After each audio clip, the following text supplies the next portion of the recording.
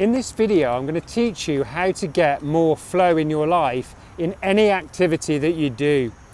So what you need to know is that to be in a flow state is to be in an unconscious state. So when we're in a state of flow, our brain is in slow brainwave states. It's called theta state, or it's between alpha and theta.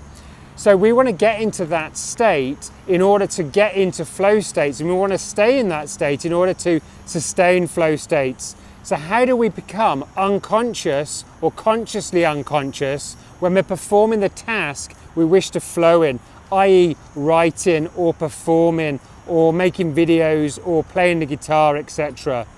Well, it's actually very simple. What you need to do is practice a fuck of a lot. And the thing is that you need to make sure you practice not until you get it right, but until you cannot get it wrong. Yeah?